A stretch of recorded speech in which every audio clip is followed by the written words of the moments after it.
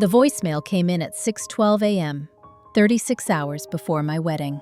It was from my mother, Evelyn Carter, and she sounded calm in the way people do when they have already made a decision that will ruin someone else's life. "Maya," she said, using my full name like she was reading it off a legal document.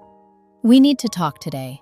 There's been a change regarding the ceremony." I stared at my phone for a full minute before I breathed again. Nothing good ever followed the words, "There's been a change in my family." Before I tell you what she took from me, pause here for a second. If you've ever been excluded, sidelined, or quietly erased by people who were supposed to protect you, stay with me. Like the story. Subscribe if you're listening to this somewhere public. And if something in this already feels familiar, you're not alone. I didn't call her back right away. I already knew what was coming. In my family, bad news always arrived dressed as logistics. At 29 years old, I was a senior operations analyst at a logistics firm in Chicago, managing a team of 12 and overseeing contracts worth north of $8 million annually. I paid my own rent, my own insurance, my own student loans. I hadn't needed my parents financially since I was 22. But emotional independence is harder when the people who raised you still think they own the narrative. My father, Thomas Carter, believed families worked best when one voice spoke and everyone else adjusted. That voice was his. My mother enforced it with smiles and scheduling. And my younger sister, Lauren Carter, benefited from it quietly. I drove to my parents' house in Naperville that morning, the same brick colonial I grew up in, the one where my bedroom had been turned into a Peloton room the year after I moved out. Lauren's car was already there. That should have been my first warning. Inside, my mother was at the kitchen island with her planner open. My father sat at the table, glasses on, scrolling through his phone. Lauren leaned against the counter, arms crossed, already watching me like she knew something I didn't. "Maya," my mother said. "Sit." I didn't. "What changed?" I asked. My mother exhaled. "Your grandmother's will was finalized last night." That was not what I expected. My grandmother, Ruth Carter, had been hospitalized 2 weeks earlier after a stroke. She was 87, sharp as a tack, and had personally helped me pay for my first certification exam when my parents said it wasn't necessary. "And?" I said. My father looked up then. "The wedding needs to reflect the family situation." There it was. The sentence that meant everything and nothing at once. Lauren finally spoke. "Grandma wants things traditional." I looked at her. Grandma hasn't spoken since the stroke. Lauren's jaw tightened, just slightly. My mother stepped in smoothly. "Your grandmother always believed the eldest daughter should take responsibility, not attention." That was new. And it was a lie. "What exactly are you saying?" I asked. My father folded his hands. "Lauren will be walking down the aisle with me." The room went quiet. I laughed once, because the alternative was throwing something. "You're joking," I said. "It makes sense," Lauren said quickly. "You already have so much, Maya. The career, the apartment downtown, the independence. This is just one day." One day. That phrase again. "I'm the one getting married," I said, "not Lauren." My mother closed her planner. "You'll still be there, of course, but appearances matter. With your grandmother's estate being redistributed, we need to avoid unnecessary tension." Redistributed. I felt something shift then, something cold and precise. "Say it plainly," I said. "Use real words." My father didn't hesitate. "You've been removed from the will." Lauren inhaled sharply, like she hadn't expected him to say it that bluntly. My mother rushed in. "Temporarily. And only because you've chosen a life path that doesn't align with the family business." The family business. A regional construction supply company I had never worked for, never been offered a role in, never been consulted about. "You mean because I didn't marry someone you approved of?" I said. My father stood. "This isn't about your fiancé, Daniel Reyes." I smiled without warmth. "Then why is his last name suddenly relevant?" Silence again. Here's the part people don't understand about betrayal. It's not loud. It's administrative. It happens over kitchen counters and legal language and people pretending they're being reasonable. "You're excluding me," I said slowly. "From the will, from my own wedding, and you're calling it tradition." My mother's eyes softened. "We're protecting the family." Lauren wouldn't meet my gaze. I realized then that this wasn't spontaneous. This had been discussed, planned, decided, without me. A memory surfaced, uninvited. I was 12, standing in the hallway while Lauren was praised for a piano recital I'd been forced to skip for a debate competition no one attended. I remembered the feeling, the shrinking. I didn't feel that now. I won't fight you, I said. They all looked surprised. But I won't participate either. My father frowned.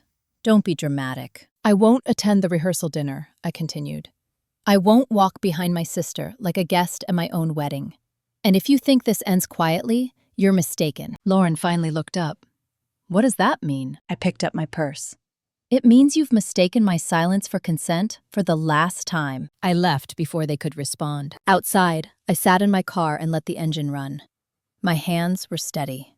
That scared me more than anger would have, because clarity had arrived. They thought removing me from an inheritance would make me fall in line. They didn't know that the only reason I'd stayed in line this long was because I thought family was something you protected, even when it hurt. That belief was about to change. And somewhere between my parents' driveway and the highway ramp, I made a decision that would cost them far more than they imagined. They just didn't know it yet. I didn't tell Daniel Reyes what happened right away, not because I was protecting my parents, and not because I was ashamed.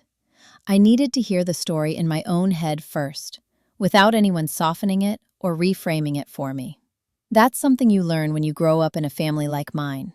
If you let them narrate events long enough, you start doubting your own memory. I drove past my apartment and kept going, ending up at a 24-hour diner off Route 59. It was the kind of place where the coffee was bad but endless, and no one asked questions if you stared into space too long. I ordered eggs I didn't eat and took out my laptop. At 30 seconds past noon, my phone buzzed. A text from my mother. We hope you'll reconsider. This is about unity. I didn't respond. Instead, I opened a folder labeled Carter Holdings, a folder I'd started years ago without realizing why. Inside were PDFs, screenshots, old emails, notes from conversations I'd overheard but never understood at the time. My grandmother, Ruth Carter, had taught me to document things quietly. Paper remembers when people pretend not to. Mini hook, though I didn't know it then. I found something I wasn't supposed to have. It was an email chain between my father, Thomas Carter, and a lawyer named Michael Henson, dated 8 months earlier. Subject line, succession adjustment. I read it once. Then again. They weren't just removing me from the will. They had already moved assets, quiet transfers, a trust renamed. My sister Lauren Carter listed as the sole beneficiary of a subsidiary company I hadn't even known existed. It wasn't about tradition. It never was. It was about control. I closed the laptop and finally called Daniel. He answered on the second ring. Hey, you okay? You were supposed to come by earlier. I need you to listen, I said, and I need you not to interrupt. He didn't. That's one of the reasons I was marrying him. I told him everything. The will, the wedding, Lauren, the way my father said it like a business decision. When I finished, there was a pause on the line. Then Daniel said, So they're punishing you for not being manageable? Yes. And they think you'll comply? Yes. Another pause. They don't know you very well. I smiled for the first time that day. That night, Daniel came over with takeout and a legal pad. He worked as a compliance officer for a healthcare firm, the kind of job that trained you to see risk where other people saw routine. Let's list what they assume, he said. I picked up a pen. They assume I won't cause a scene, I said. They assume I care more about keeping the peace than being respected. They assume you don't have leverage, Daniel added. That word hung in the air. Leverage. My grandmother's voice echoed in my head. Never bluff unless you already know the truth. I do have leverage, I said slowly. Daniel raised an eyebrow. What kind? I helped Grandma Ruth reorganize her personal accounts 3 years ago, after Grandpa died. She didn't trust my father with the details. Daniel sat back. Do you have documentation? I might. That was the moment the situation shifted from emotional to strategic. Over the next 3 days, while my family finalized seating charts and pretended nothing was wrong, I worked. Quietly. Methodically. I took time off work and drove to my grandmother's house, now empty except for a caregiver who barely looked up when I arrived. In the study, behind a row of old encyclopedias, was a locked file cabinet. The same one I'd helped her organize. the same one my father didn't know existed. Inside were original deeds, handwritten notes, and something else. A second will. Dated 6 months after the one my parents referenced. Signed, witnessed, never filed. It named me as executor. I sat on the floor and read it twice. Mini hook. Everything they told me rested on the assumption that this document didn't exist. I didn't tell Daniel yet. I needed to be certain. So I made an appointment with an estate attorney named Rachel Kim, recommended by a colleague who owed me a favor. Rachel read the will without expression. "This is valid," she said finally. "But filing it will trigger a war." "I know. Your family will claim undue influence." "They always do." She nodded. "And the timing? Your wedding?" I closed my eyes. "Perfect." Rachel leaned forward. "You should know something else. If your father has already moved assets under the previous will, he may be personally liable." I thought of my father's calm voice. Redistribution. Unity. "How liable?" I asked. Rachel smiled thinly, enough to make him nervous. I left her office with a plan and a strange sense of calm. Not joy, not revenge, just alignment. The rehearsal dinner was the following night. I arrived on time, wearing a navy dress my mother hated because it photographed too confidently. Conversations dipped when I walked in. Lauren was at the center of the room, glowing, laughing too loudly. My father spotted me and froze. "Maya," he said, "you came." "Yes," I said. "I wanted to see everyone." My mother hugged me stiffly. "We're so glad you're here." I looked around the room. Extended family, business associates, people who thought they knew our story. Dinner progressed awkwardly. Toasts were made. Lauren cried. Someone mentioned legacy. Halfway through dessert, my father stood to speak. "I want to thank everyone," he began. "Family is about continuity, about understanding your role." I stood too. "I agree," I said. Heads turned.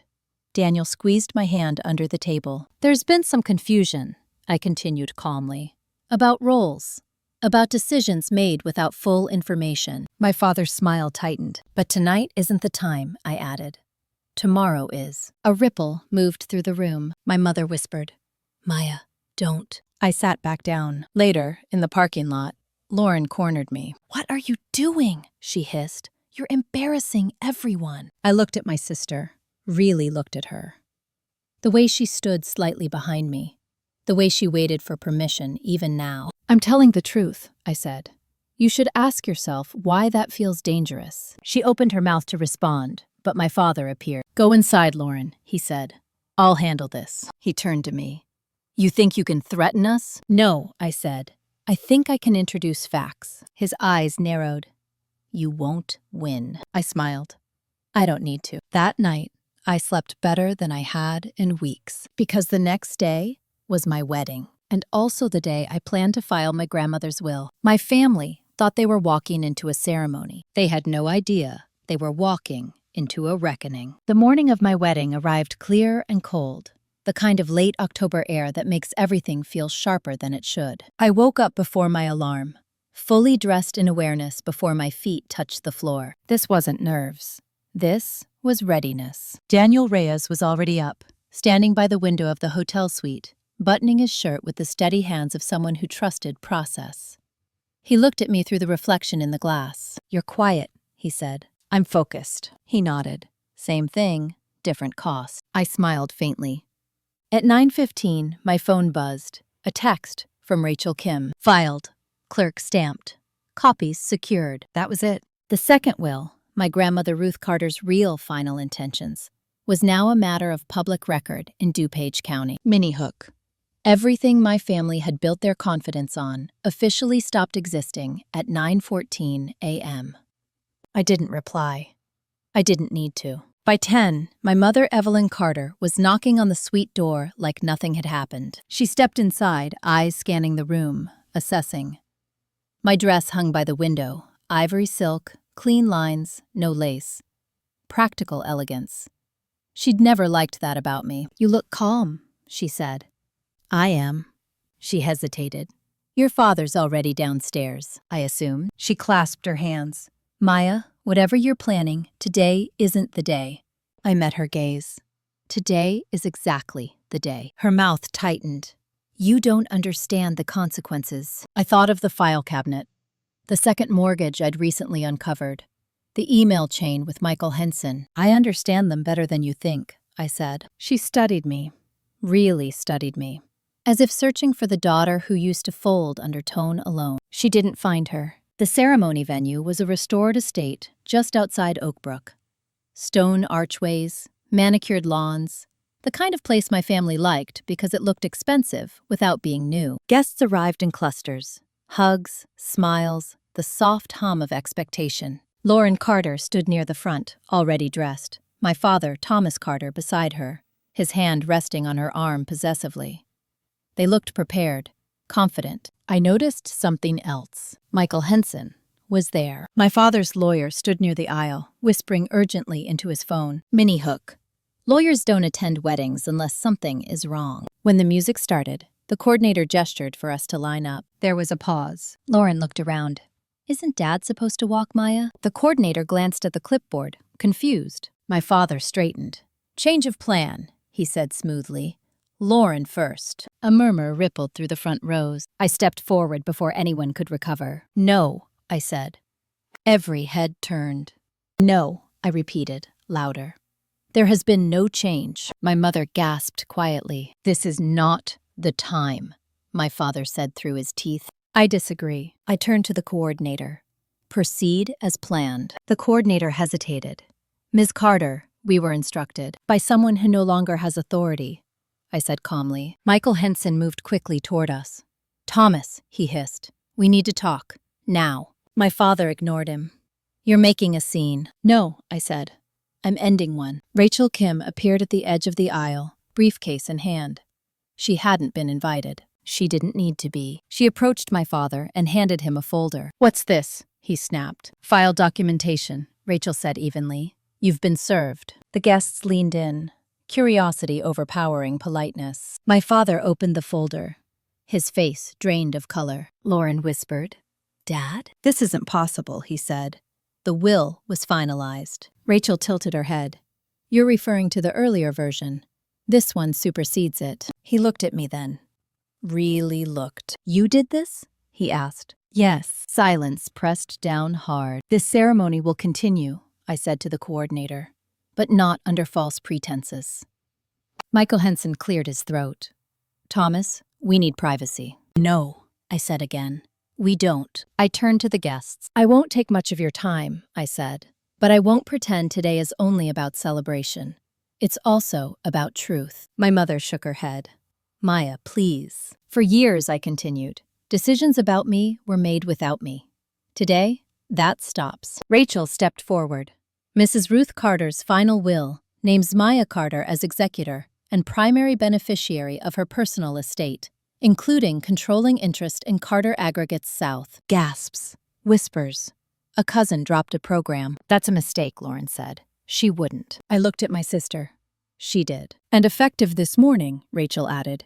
Any asset transfers made under the prior will are subject to review. My father's hand trembled. This is extortion, he said weakly. No, Rachel said. It's law. Minnie Hook.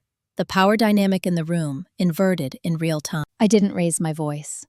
I didn't need to. I didn't do this to hurt anyone, I said. I did it because silence was costing me my dignity. Daniel stepped beside me, steady and present. My father looked around the room, searching for support. Found none. You embarrassed us, my mother whispered. You erased me, I replied. The officiant cleared his throat nervously. Should we proceed? I nodded.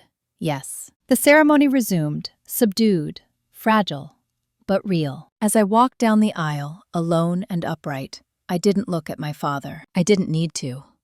The vows were quiet, honest, anchored. When Daniel said, I choose you, I believed him. But even as the applause rose, I saw my father pull Michael Henson aside, panic etched deep. This wasn't over. The wedding ended. The consequences were just beginning. Because once the truth is public, it doesn't go back into the envelope. And my family had just learned that I was no longer asking for permission. The reception was supposed to be celebratory. Instead, it felt like a room holding its breath. Crystal glasses clinked.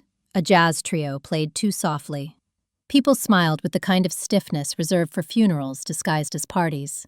Every conversation carried an undertone now, an awareness that something irreversible had happened in the ceremony they'd just witnessed. Daniel Reyes and I moved from table to table, thanking guests, accepting congratulations that sounded different than they had an hour earlier. Respect had replaced politeness. Curiosity hovered just beneath it. My mother, Evelyn Carter, avoided my eyes entirely. My father, Thomas Carter, didn't. He watched me like I'd stolen something from him, something he believed had always been his. Control, maybe, or certainty. Lauren Carter disappeared for most of dinner. When she returned, her face was blotchy, makeup hastily reapplied. She sat next to my father, not beside her fiancé. That detail didn't go unnoticed. Mini hook. People reveal their loyalties when they think no one is watching. I excused myself midway through the salad course and stepped outside into the courtyard. Cold air steadied me. I needed a moment where no one needed anything from me. Rachel Kim joined me a few seconds later. "They're scrambling," she said quietly. "Michael Henson is calling in favors." I expected that. He'll try to delay probate. Question capacity. Alleged manipulation. I know. Rachel studied me. "You okay?" "I am," I said, surprised to find it was true.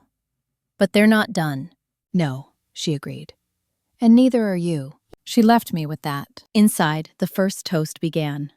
My father stood. That alone told me everything. He raised his glass, hand steady now, expression carefully arranged. "Family," he said, voice carrying, "is complicated." A few uncomfortable laughs. "We've all been surprised today," he continued. "But what matters is unity, forgiveness, moving forward." He looked directly at me. "Maya is young," he said, "driven, sometimes impulsive. But she's still my daughter." I felt Daniel stiffen beside me. "And families," my father went on, "handle disagreements privately." That was the line. I stood before he could finish. "No," I said calmly. The room froze again. "We don't," I continued. "Not when privacy is used to hide harm." My father's smile faltered. "This isn't appropriate." "You taught me appropriateness," I said. "You taught me how to sound reasonable while taking something from someone else." Whispers rippled outward. I didn't raise my voice. I didn't need to. "For years," I said, "decisions were made about my life as if I were an inconvenience. Today was the first time I declined to accept that quietly." Lauren's fiancé shifted uncomfortably. "This isn't revenge," I added. "It's correction." My father set his glass down. "Sit down," he said softly, dangerously. "No."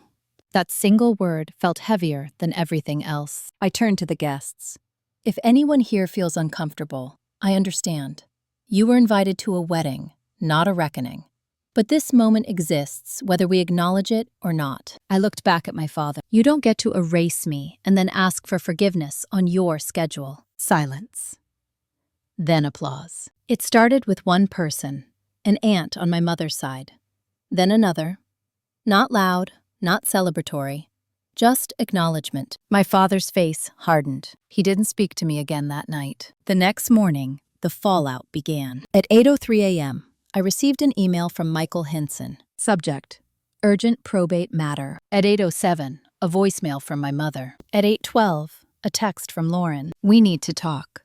Privately. I answered none of them. Instead, Daniel and I sat at our kitchen table, coffee cooling between us, as Rachel Kim joined via speakerphone. "They filed a motion to contest the will," Rachel said, claiming undue influence and diminished capacity. "As expected," I said. "There's more," she added. "Your father transferred ownership of 2 subsidiary accounts to Lauren 3 weeks ago." "That was before the filing," Daniel said. "Yes," Rachel replied, "which makes it a problem." I closed my eyes briefly. "He's trying to lock things down," I said. "He's panicking," Rachel corrected, "which means he'll make mistakes." Mini hook. Desperation accelerates exposure. By noon, the calls escalated. Extended family, old friends, business contacts who'd heard something and wanted clarity. I gave none. That afternoon, Daniel received a call at work from my father. He didn't answer. At 6:40 p.m., there was a knock at our door. I knew who it was before I opened it. Evelyn Carter stood there, coat unbuttoned, eyes red but dry, controlled distress. "Maya," she said, "we need to talk." I stepped aside. 5 minutes. She entered and looked around our apartment, cataloging the bookshelf, the framed certifications on the wall, the absence of anything she could dismiss as frivolous. "You humiliated your father," she said finally. "You supported him," I replied. "That's not the same." "It is," I said. "You just didn't feel the cost." She sat. I didn't. "Your grandmother was confused," she said. "You took advantage." "That's a lie." She was vulnerable. "So was I," said. "For years." Her voice sharpened. "You could have handled this quietly and still been excluded," I said. "From the will, from my wedding, from my own name." She flinched. "We did what we thought was best," she said. "For who?" I asked. She didn't answer. Mini hook. Silence is also a confession. When she stood to leave, she paused at the door. "This will destroy your relationship with your sister," she said. I met her gaze. That relationship was already built on imbalance. I'm just no longer maintaining it. After she left, Daniel wrapped his arms around me. "They're going to escalate," he said. "I know. And you're ready?" I thought of the file cabinet, the emails, the transfers. The way my father's voice cracked when control slipped. "Yes," I said. "Because this isn't about winning. It's about not losing yourself," he said. I nodded. That night, Rachel emailed again. Subject: Discovery update. Attached were documents I hadn't expected. Bank records, shell accounts, payments made without oversight. Thomas Carter hadn't just moved assets. He'd misrepresented them, and now there was a paper trail. I stared at the screen, pulse steady, because the conflict had crossed a line. This was no longer family drama. This was liability. And my father had just walked into a legal storm he could no longer manage with authority alone. The tables weren't turning. They had already turned. He just hadn't felt the full weight of it yet. The first thing my father did when he realized he was losing control was try to reframe the story. The second thing he did was try to scare me. At 7:18 a.m. on Monday, 3 days after the wedding, I received a formal-looking email from a law firm I didn't recognize. Subject line: Notice of potential legal exposure. I didn't open it right away. I already knew the tactic. Inflate the language, invoke consequences. Hope fear does the work that authority no longer could. I forwarded it to Rachel Kim with a single line. As expected. Her reply came back within minutes. "Let them posture. They're bluffing." I believed her. But belief doesn't stop pressure from press. By mid-morning, my phone wouldn't stop vibrating. Missed calls from relatives who hadn't spoken to me in years. Messages framed as concern that somehow all sounded the same. "Your father is devastated. This is tearing the family apart. You've made your point. Why keep pushing?" I noticed no one asked if I was okay. Daniel Reyes watched me read through the messages in silence. "They're trying to exhaust you," he said. "Yes," I replied. "They're hoping I'll settle emotionally, even if I don't legally. Will you?" I shook my head. I didn't come this far to fold at the discomfort stage. That afternoon, Rachel called with an update that shifted the tone entirely. "They filed a civil complaint," she said. "Not strong, mostly narrative, but it confirms something useful." "What?" "Your father is officially alleging you interfered with business operations, which opens him up to discovery." I leaned back in my chair. "So he escalated." "Yes," Rachel said. "Which means we get to look at everything." Mini hook. The moment someone puts a lie on paper, it becomes evidence. By Wednesday, subpoenas were issued. Financial records, internal emails, transfer authorizations. Everything Thomas Carter had treated as private territory for decades was now subject to scrutiny. And he did not handle scrutiny well. Lauren Carter called me that night. I almost didn't answer, but avoidance felt like the old version of me. "What do you want?" I asked. Her voice was tight. "Dad's losing it." "I know. He hasn't slept. He keeps saying you set him up." "I didn't," I said. "He set himself up." "You don't understand," she snapped. "If this goes to court, everything could collapse." I paused. "Everything? Or just what you benefit from?" Silence. Then, quietly, he said, "You always wanted this." I closed my eyes. "Lauren, look at me. I can't see you." "Then listen," I said. "If I wanted revenge, I would have done this years ago. I wanted fairness. He chose war." Her breath hitched. He said you're trying to take the company. I already own what Grandma left me, I said. I'm not taking anything. I'm just not giving it back to keep him comfortable. You're destroying him, she whispered. No, I replied evenly. I'm letting consequences reach him. She hung up without another word. That night, Daniel and I sat on the couch, shoes off, lights low. Do you ever feel guilty? He asked gently. I thought about it. No, I said. I feel sad. But guilt requires wrongdoing. He nodded. Fair. The next escalation came from an unexpected direction. My mother, Evelyn Carter, requested mediation, not through Rachel, not through lawyers, through my aunt, her older sister Margaret Lewis, who had always played neutral ground. We met at a cafe halfway between our homes. My mother looked smaller than she had weeks ago. Tired. Her control was slipping too. Just quieter. This has gone too far, she said after we sat. It went too far before I spoke, I replied. She clasped her hands. Your father is facing serious exposure. I know. He could lose everything. I met her gaze. He risked everything when he decided my exclusion was acceptable. Her eyes filled, but the tears didn't fall. Do you know what people are saying? She asked. They're saying you planned this, that you waited for your wedding to humiliate us. I didn't flinch. People always find a way to blame women who don't stay small. That's not fair, she said. Neither was being erased, I replied. Mini hook. Fairness is always questioned after power shifts. She leaned forward. What do you want? I considered the question carefully. I want my name cleared, I said. I want the false narrative stopped, and I want legal distance. Her brow furrowed. Distance? Boundaries, I corrected. Enforceable ones, she swallowed. Your father won't agree. Then this continues, I said simply. She sat back, defeated. You used to be so accommodating. I used to confuse silence with peace. We parted without resolution. 2 days later, discovery results began arriving. Rachel sent them in batches, undisclosed accounts, misreported valuations, internal emails where my father referred to me as a liability. Reading those words didn't hurt. They clarified. This changes leverage significantly, Rachel said during our call. If this goes before a judge, your father's credibility will be shredded. Will it go that far? I asked. That depends on how desperate he gets, she said. That answer arrived sooner than expected. Friday night, as Daniel and I were eating dinner, his phone rang. Unknown number. He answered, listened, then muted the line. It's your father, he said quietly. He wants to talk. Man to man. I laughed once, without humor. Unmute it, I said. Daniel did. Thomas Carter's voice came through, strained but controlled. Daniel, he said. I think you know this has gone too far. Daniel glanced at me. I nodded. You don't get to define that anymore, Daniel said. I'm worried about Maya, my father continued. This obsession with control. It's not healthy. I leaned forward. This isn't obsession. It's response. He paused. Maya, we can fix this. Quietly. No, I said. Think about your future, he pressed. About children, reputation. I am, I replied. That's why I'm doing this. His tone hardened. You're making enemies. I already had them, I said. They just used to call themselves family. He hung up. Daniel exhaled slowly.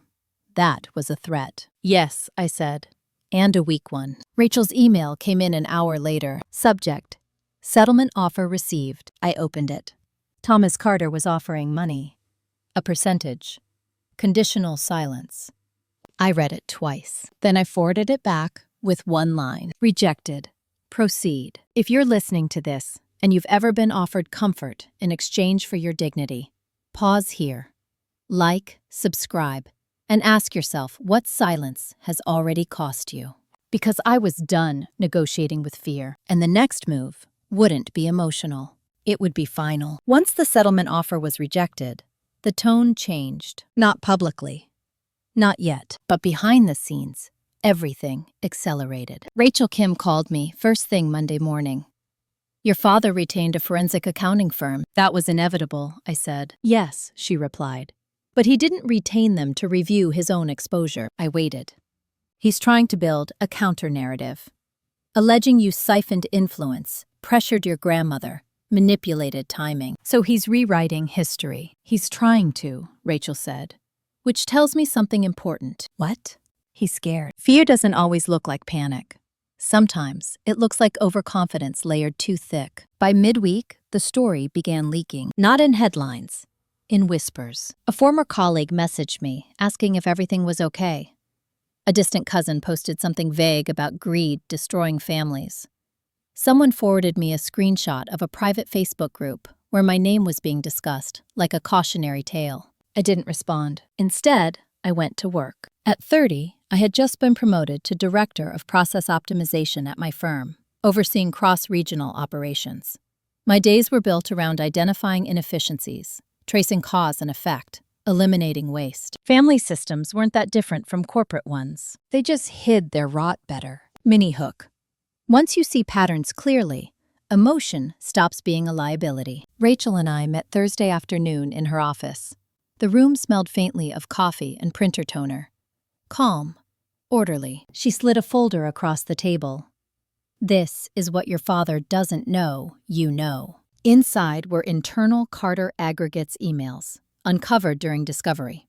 Conversations between Thomas Carter and 2 senior managers.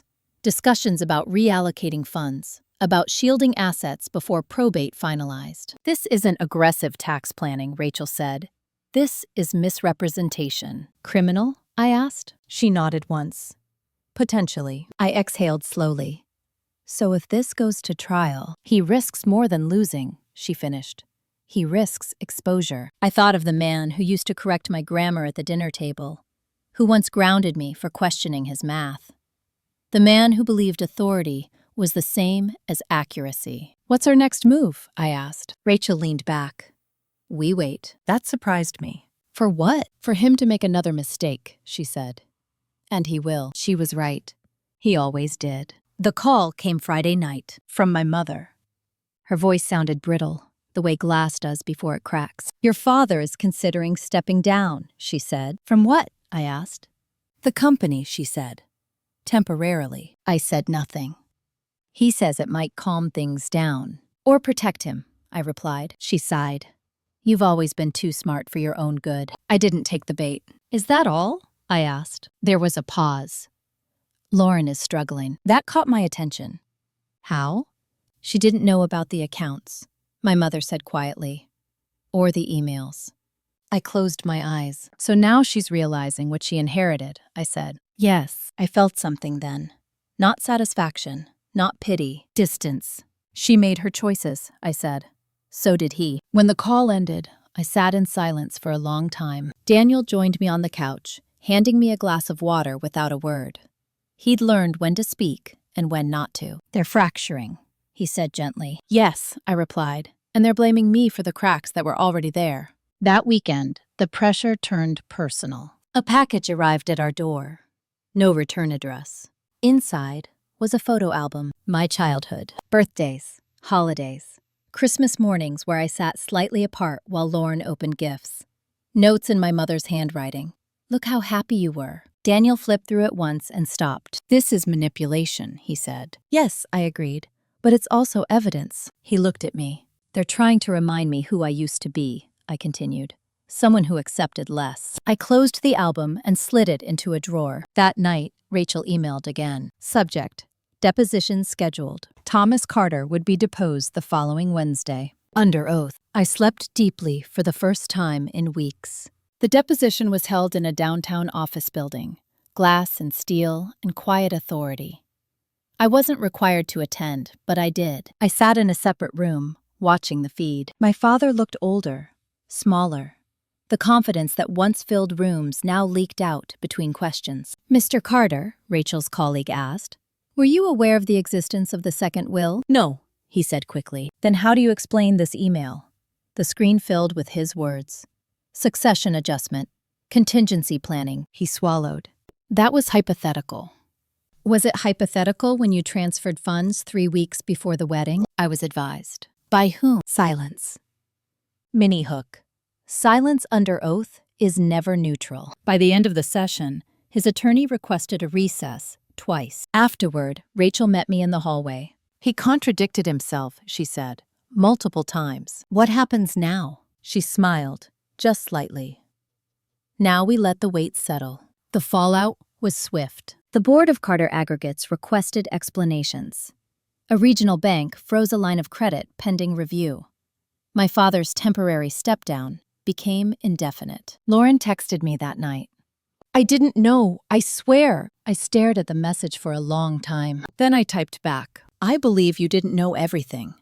I also believe you didn't ask. She didn't respond. A week later, a journalist called. I declined the interview. Rachel supported that decision. Public sympathy isn't strategy. But something else happened that I hadn't planned. People started reaching out, not for gossip, for advice. Women, colleagues, former classmates. Stories poured in of exclusion, of inheritance disputes, of being told to wait their turn while someone else took their place. I listened, quietly, and I realized something I hadn't expected. This wasn't just about my family. It never had been. This was about what happens when someone decides they're done being diminished politely. And somewhere, behind legal filings and cold emails and forced reckonings, I felt something steady take root. Not revenge. Resolve. Because the more my father fought to preserve a version of the world where he was unquestioned, the more obvious it became that world was already gone. And the next chapter wouldn't be written in courtrooms or depositions. It would be written in consequences that couldn't be negotiated away. He just hadn't reached that part yet. The first real consequence landed on a Tuesday morning, disguised as routine. I was halfway through a budget review at work when Daniel Reyes texted me. Your father's credit line with Midwest Regional Bank has been suspended. I stared at the message longer than necessary. Suspended didn't mean revoked. It meant paused, examined, questioned. In my family, questions were more dangerous than accusations. I forwarded the text to Rachel Kim. Her reply came back quickly. Expected. Banks don't like uncertainty or sworn testimony with contradictions. I set my phone down and returned to the spreadsheet in front of me. Numbers had always calmed me. They didn't pretend to be anything other than what they were. At 4:47 p.m., my phone rang again. This time, it was Lauren Carter. I answered. Hey, she said. Her voice sounded different, quieter, like she wasn't sure what ground she was standing on. What's going on? I asked. Dad got called into an emergency board meeting, she said. They're asking questions he can't answer. I said nothing. They asked about the transfers, she continued. The ones into my accounts. My chest tightened, just slightly. And now they're asking me to explain why I didn't disclose them. I closed my eyes. You didn't disclose them because you didn't know, I said. I should have asked, she whispered. Yes, I said. You should have. That silence again. The kind that stretches because there's nowhere left to hide. Are you trying to destroy him? She asked. No, I replied calmly. I stopped protecting him. There's a difference. She hung up without saying goodbye. That evening, Daniel and I walked through our neighborhood, the air crisp, leaves collecting at the curb. Normal life continuing while something foundational cracked elsewhere. You okay? He asked. I'm aware, I said. He smiled faintly. That's a very you answer. We stopped at a corner where a house was already decorated for Christmas. Lights strung early, defiant optimism. You know what's strange? I said.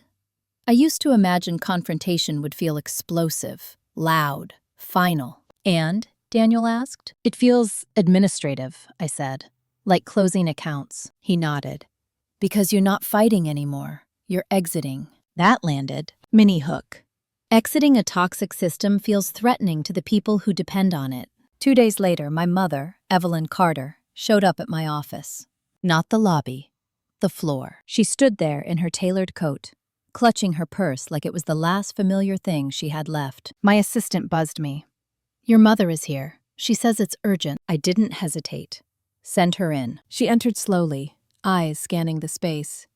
The glass walls, the quiet competence, the framed org chart with my name near the top. You didn't tell us you were promoted, she said. You didn't ask, I replied. She sat down, hands folded too tightly. Thomas is being investigated, she said. I know. Not just by the bank, she continued. By the state licensing board. That was new. For what? I asked. Misrepresentation, she said quietly. and possible breach of fiduciary duty. I leaned back in my chair. "That's serious," I said. She looked up sharply. "This isn't a game, Maya." "I know," I said.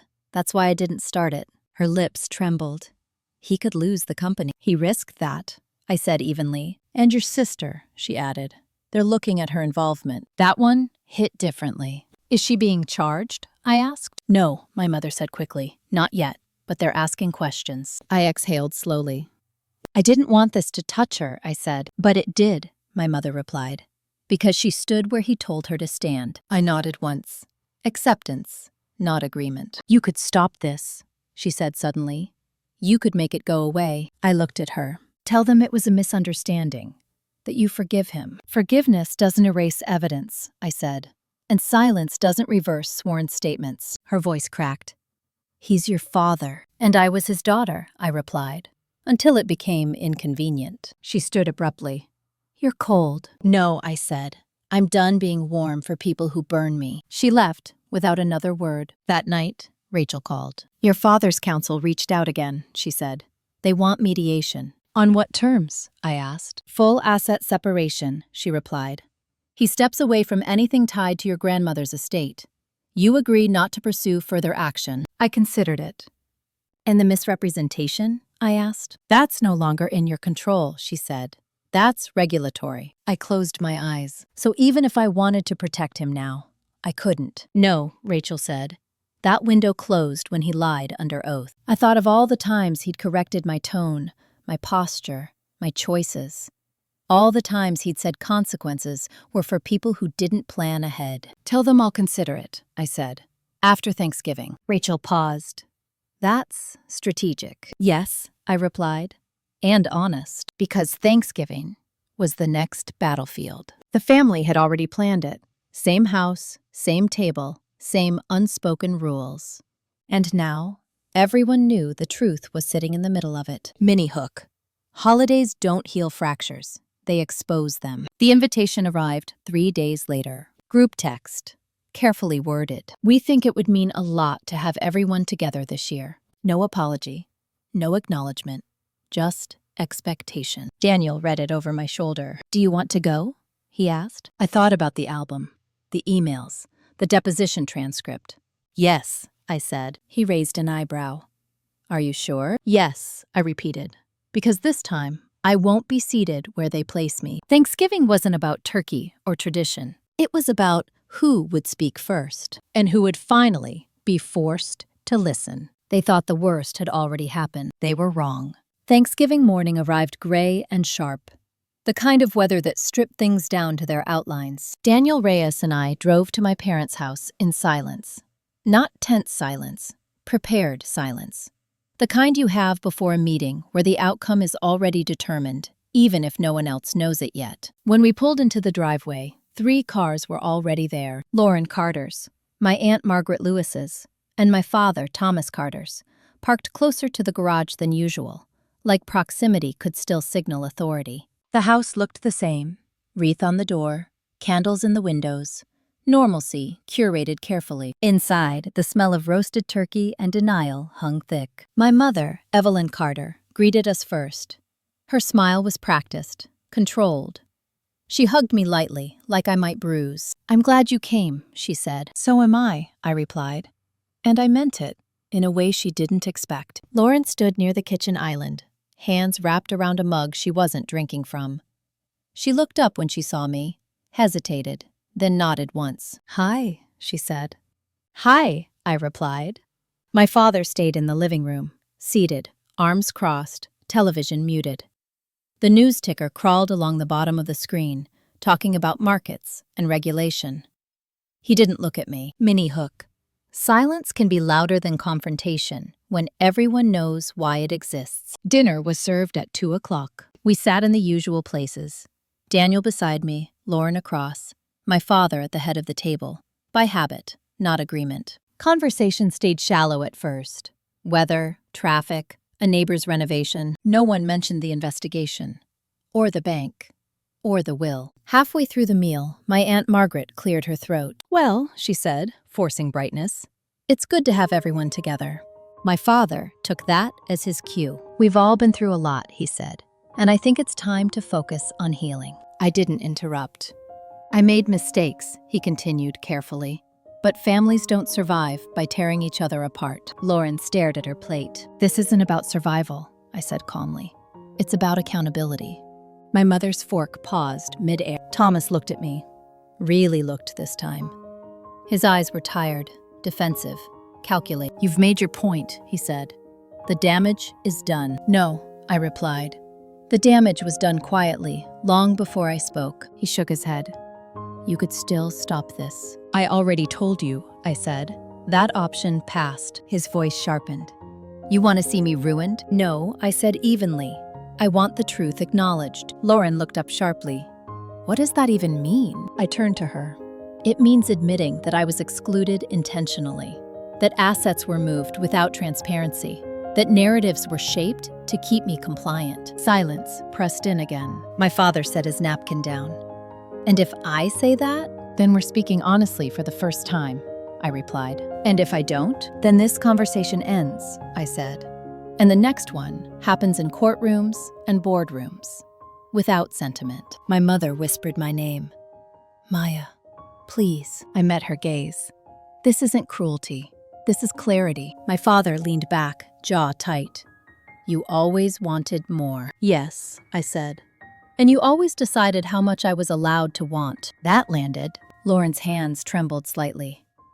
"Dad," she said, "is it true? The accounts?" He didn't answer. That was answer enough. Lauren pushed her chair back, standing abruptly. "You told me it was normal, that this is how things are done." Thomas looked up at her. "Sit down." "No," she said. Her voice cracked. "I won't." Mini hook. Control fractures fastest when it fails publicly. She looked at me then, eyes glassy. I didn't know everything, but I knew enough. I nodded. That's the hardest part. She left the table, heading toward the hallway. A door closed softly a moment later. The rest of us sat in the aftermath. My father's voice dropped. "You've turned my own family against me." "No," I said. "You did that when you decided loyalty was obedience." He stared at me, something unreadable passing through his expression. "What do you want?" he asked again. This time, I answered without hesitation. "I want you to stop fighting the truth," I said. "I want you to step back completely. No interference, no narrative shaping, no more attempts to control outcomes you've already lost." "And in return?" he asked. "There is no return," I said. "Only consequence." That was when he laughed. Not loudly, not bitterly. "Tired. I don't recognize you anymore," he said. I nodded. "That's because I stopped shrinking." Thanksgiving ended early. We left before dessert. In the car, Daniel reached for my hand. "You okay?" he asked. "Yes," I said, because I didn't beg. I didn't explain. I didn't retreat. "You stood," he said. "Yes." That night, my phone buzzed. A message from Rachel Kim. "They've agreed to mediation. Full withdrawal. Asset separation confirmed. Regulatory process continues independently." I closed my eyes. Thanksgiving hadn't fixed anything, but it had clarified everything. My father had one move left, and it wouldn't be quiet. Because when control finally slips, the last thing it tries is spectacle. And I knew, as I turned my phone face down on the nightstand, that whatever came next would be loud enough that even he wouldn't be able to deny it. The spectacle arrived exactly the way Rachel Kim predicted it would. Public, emotional, poorly timed. It started with an article. I was in my office on a Thursday morning, reviewing quarterly metrics, when Daniel Reyes forwarded me a link with no commentary. "Local business leader, betrayed by daughter in inheritance dispute." I didn't open it right away. I already knew whose voice would dominate the narrative. When I finally did, it was worse than I expected. My father, Thomas Carter, had given an exclusive interview to a regional business blog. Not a major outlet, just credible enough to circulate, just small enough to avoid real fact-checking. He talked about loyalty, about tradition, about being blindsided. He said I had been manipulated by outsiders, that I had turned family matters into legal warfare, that my ambition had eclipsed my values. He never mentioned the second will. He never mentioned the transfers. He never mentioned the deposition, but he did mention my wedding. I didn't recognize my own daughter that day, he said in the article. She chose confrontation over compassion. I read the piece twice, then I closed the tab. Mini hook. When someone lies publicly, they assume you'll stay private. By noon, my phone was buzzing. Former colleagues, distant relatives, even a woman I barely remembered from college. Are you okay? I saw the article. That must be hard. No one asked if it was true. That's how narratives work. They don't need proof. They just need repetition. Rachel called an hour later. He's violating the mediation terms, she said. Public disparagement clause. So we respond, I said. Yes, she replied, but carefully. That afternoon, I sat at my kitchen table with Daniel, my laptop open, a blank document staring back at me. I don't want to rant, I said. You won't, Daniel replied. You'll state facts. I don't want sympathy. You won't get it, he said. You'll get credibility. We wrote it together, a statement, not emotional, not defensive, just accurate. I acknowledged the dispute. I confirmed the existence of a valid second will. I referenced ongoing regulatory reviews without speculation. I declined to comment on personal attacks. I ended with one sentence. I believe accountability and family loyalty are not opposites. Rachel reviewed it, approved it, released it to 3 outlets my father hadn't anticipated. Within hours, the tone shifted. The blog updated its headline. Legal dispute raises questions about Carter Aggregates leadership. That night, my father called. I didn't answer. Lauren did. She called me instead. He's furious, she said. He thinks you humiliated him again. I corrected the record, I replied. He says you're punishing him. I'm responding, I said. There's a difference. She hesitated. He's planning something. That made me pause. What kind of something? I asked. I don't know, she said, but he's been talking about making things right, his way. That night, I barely slept. Not from fear, from anticipation. When someone who's losing control says they want to make things right, it usually means they're about to confess or combust. The call came the next morning from an unfamiliar number. This is Assistant State Attorney Paul Whitaker, the voice said. I'm calling regarding the ongoing review into Carter Aggregates. I sat up straighter. Yes, I said. We've received additional documentation, he continued, provided voluntarily. I closed my eyes. From whom? I asked, already knowing. From your father, he said. He's requested to amend his previous statements. That was it. The final move. He had flipped. By afternoon, the story broke properly. Not gossip, not blogs. Local news. Thomas Carter admits to undisclosed transfers amid estate dispute. I watched the clip once. My father stood at a podium, eyes hollow, voice steady but thin. He spoke about pressure, about mistakes, about misunderstanding legal boundaries. He didn't apologize, but he didn't deny it either. Mini hook. Confessions don't restore power. They redistribute it. By evening, Rachel called with confirmation. He's cooperating fully, she said. The board has requested his resignation. And the investigation? I asked. Ongoing, she replied. But his cooperation limits exposure. I leaned back, staring at the ceiling. It was over. Not cleanly. Not kindly, but definitively. Daniel came home late, dropped his bag, and sat beside me. You okay? He asked. Yes, I said. And no, he nodded. That track. Lauren texted me that night. He resigned. I didn't reply immediately. Then I sent back one line. I hope he finally rests. She didn't respond. 2 days later, my mother came by. No announcement, no warning. She stood in the doorway, smaller than I'd ever seen her. He's moving out, she said. I didn't ask where. He says he needs time, she continued, to understand how things got here. I studied her face. And you? I asked. She swallowed.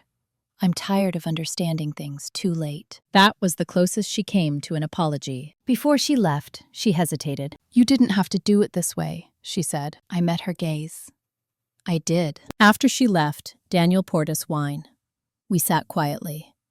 Do you want to say something? He asked. Not tonight, I said. But later, when I was alone, I opened my laptop again. If you're listening to this story and you've ever watched someone try to rewrite history to avoid accountability, pause here. Like, subscribe, leave a comment if you've lived through something similar. Silence survives because people think they're alone. I didn't need revenge anymore. What I felt now was something colder and steadier, closure, because my father had finally told the truth. Not because he wanted to, but because he had no other move left. And who gets to rebuild? Power doesn't disappear when it collapses. It redistributes. That was the first thing I learned in the weeks after my father, Thomas Carter, resigned. The second was that people reveal their truest loyalties when there's nothing left to gain. The morning after the news broke, my inbox filled with messages that felt carefully timed. Former executives who had once deferred to my father now wanted to clarify past misunderstandings. Board members I'd never spoken to directly asked if I was open to a conversation. Distant relatives suddenly remembered birthdays they'd skipped for years. I didn't answer most of them. Not out of bitterness, out of discernment. Rachel Kim and I met that Friday in her office, sunlight cutting across the conference table. "The board wants you involved," she said. "Not symbolically, practically." "In what capacity?" I asked. She slid a document toward me. "Interim oversight consultant. No voting power. No ceremonial title. Full access." "They want stability," Rachel said. "And credibility. You have both." I scanned the page. "They're afraid of further exposure." "Yes," she replied. "And they know you won't protect what shouldn't be protected." I considered it carefully. "I'll do it," I said. "With conditions." Rachel smiled. "Of course you will." The conditions were simple: full transparency, no family interference, and Lauren Carter removed from any financial authority until the review concluded. Lauren found out that evening. She came to see me in person this time. She looked different, less polished, less certain. "I heard," she said. "Yes," I replied. "You didn't tell me," she added. "I wasn't asking permission," I said. She sat across from me, hands folded tightly. "They asked me to step back," she said. "Temporarily." "That's what accountability looks like," I said. "It doesn't mean guilt. It means responsibility." She nodded slowly. "Dad says you're trying to replace him." I met her gaze. "I'm trying to prevent further damage." She looked down. "I don't know who I am without him making decisions." That wasn't an accusation. It was a confession. "You'll find out," I said. "But not by standing where he stood." She left quietly. The first day I walked into Carter Aggregates headquarters as an external consultant, no one spoke. Not out of hostility, out of recalibration. People didn't know where to place me anymore. That suited me. I spent hours reviewing contracts, internal processes, compensation structures. I asked questions my father never had. I listened to people he'd never listened to. By the end of the week, inefficiencies surfaced like bruises. By the end of the month, reforms were in motion. Not dramatic ones, structural ones. I wasn't there to punish. I was there to correct. At home, life felt strangely calm. Daniel Reyes noticed it first. "You're lighter," he said one night as we cooked dinner. "I'm aligned," I replied. The difference mattered. We talked about things we'd put off. Travel, children, what we wanted without pressure. For the first time, my future didn't feel like a response. It felt intentional. My mother, Evelyn Carter, called less often. When she did, she didn't ask me to fix things. She asked how I was. That shift mattered too. One afternoon, she told me she'd started therapy. "I don't know who I am without managing everyone else's comfort," she admitted. I understood that more than she knew. 3 weeks into my role, Rachel called with an update. "The regulatory review is closing," she said. "They're issuing fines, not charges." "And my father?" I asked. "He's barred from holding executive positions for 5 years," she replied. "Voluntary agreement." I exhaled slowly. "That's fair," I said. It was. I didn't need his punishment to be catastrophic. I needed it to be real. The final meeting with the board happened on a rainy Thursday afternoon. They thanked me. Formally. Awkwardly. One of them asked if I'd consider staying on. "No," I said. "This was never about taking over." "Then what was it about?" he asked. I answered without hesitation, making sure the truth didn't get buried again. That night, I stood alone in our apartment, city lights stretching below. I thought about the girl I used to be, the one who believed endurance was loyalty, that silence was maturity, that love required shrinking. She had survived, but she hadn't been right. What came next wasn't reconciliation. It was distance with clarity. And that, I learned, was its own form of peace. Chapter 10 didn't end with forgiveness. It ended with stability, and that was enough. The quiet that followed stability was unfamiliar. I had spent most of my adult life moving from one form of tension to another, mistaking motion for safety. Now, with no immediate crisis demanding my attention, I felt something closer to stillness. Not relief, awareness, the kind that forces you to notice what you've been ignoring. Daniel Reyes noticed it too. "You're restless," he said one Sunday morning as we sat at the kitchen counter, coffee untouched. "I'm unused to silence," I replied. "It feels unfinished." "Or earned," he said. I considered that. Work slowed into a steady rhythm. My role with Carter Aggregates ended exactly when it was supposed to. Clean exit, no lingering ties. The board sent a formal thank you letter. I archived it without ceremony. Lauren Carter kept her distance. We texted occasionally. Logistics, neutral updates. No intimacy, no hostility. Just space. That space told me more than any argument ever had. One afternoon, she asked to meet. We chose a neutral place, a cafe near the river. Public, but quiet enough to talk. She arrived early. That alone was new. "I've been thinking," she said after we ordered. "I figured," I replied. She took a breath. "I didn't realize how much of my life was built around staying favored." I said nothing. "I thought if I stayed aligned, I'd stay safe," she continued.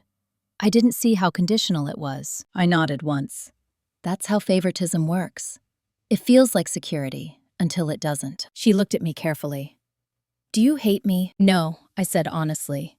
"But I don't trust you yet." That landed hard. She swallowed. "That's fair." We sat in silence for a moment, watching the river move past without urgency. "I don't know what our relationship looks like now," she said. "Neither do I replied. "But it won't look like before." She nodded. "I wouldn't want it to." That was progress.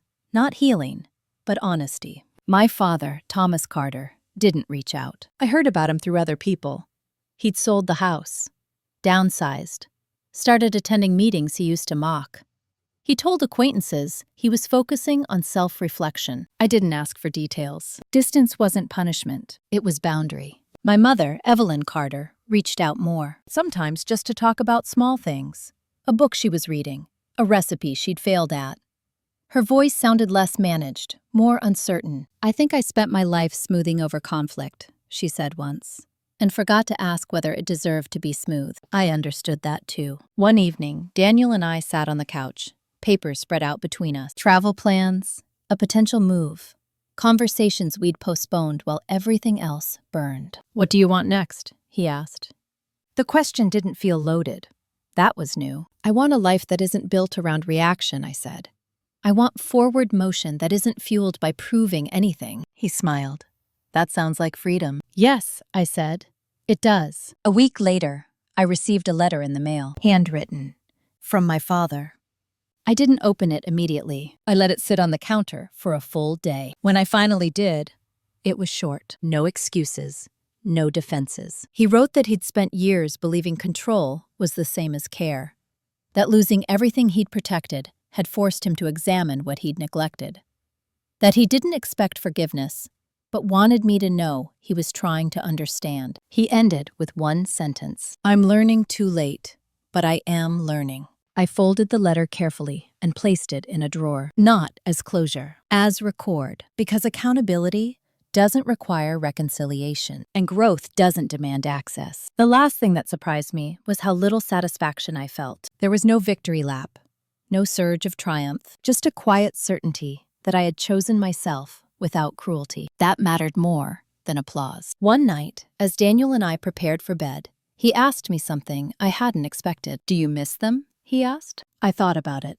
"I miss who I thought they were," I said, "not who they chose to be." He nodded.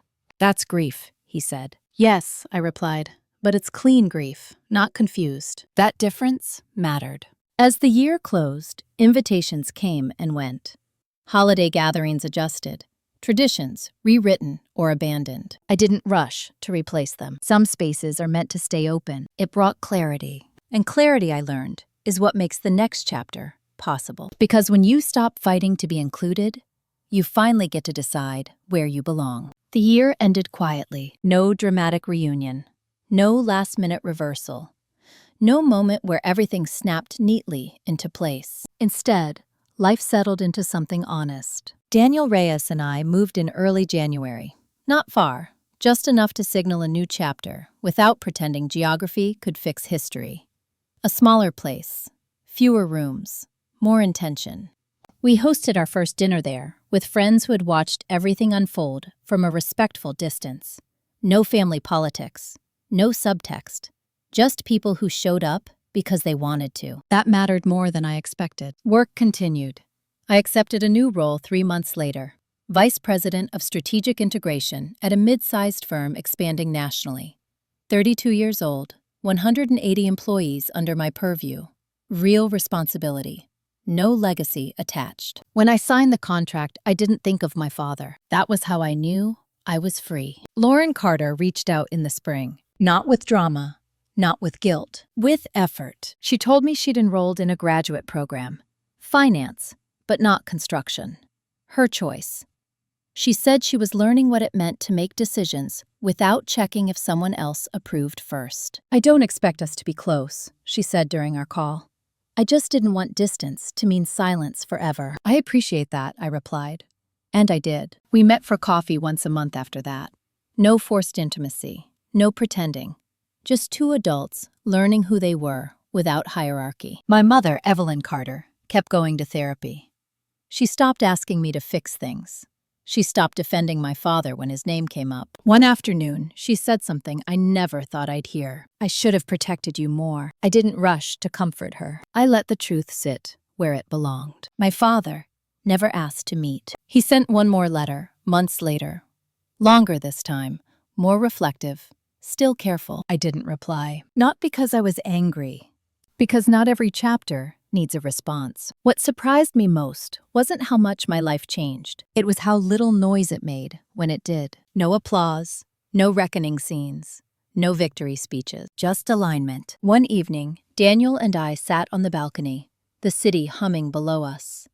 We talked about children, not timelines, possibilities. Do you ever think about what kind of parent you'd be? He asked. Yes, I said. All the time. What kind? One who doesn't confuse control with love, I replied. One who doesn't make belonging conditional. He nodded. You'd be good at that. I believed him. And I believed myself. Because the real inheritance I reclaimed wasn't money, or assets, or control over a company. It was authorship. I stopped letting other people define what my success meant, what my loyalty looked like, how much space I was allowed to occupy. I learned that exclusion doesn't always come with slammed doors. Sometimes it comes with smiles and explanations and traditions that quietly erase you. And I learned that revenge doesn't have to be loud to be effective. Sometimes it looks like refusing to carry what was never yours. If you've listened this far and you've lived inside a family dynamic where love was conditional, where favoritism was framed as fairness, where silence was demanded in the name of peace, pause here. Like this story if it resonated.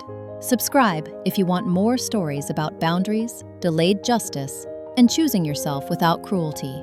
And if you're comfortable, leave a comment, not with what you endured, but with what you're no longer willing to accept. Because the lesson isn't that family betrays you. The lesson is that you don't have to stay where your dignity is negotiable. You don't need permission to step out of a system that thrives on your compliance. And you don't need revenge to reclaim your power. Sometimes the most decisive payback is living so clearly that no one gets to rewrite you again. That's where my story ends. Not with forgiveness, not with victory, but with choice. And that, finally, was mine.